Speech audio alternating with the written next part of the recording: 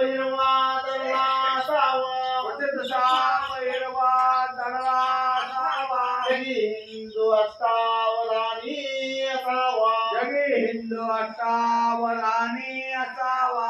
घास घेता करावा विचार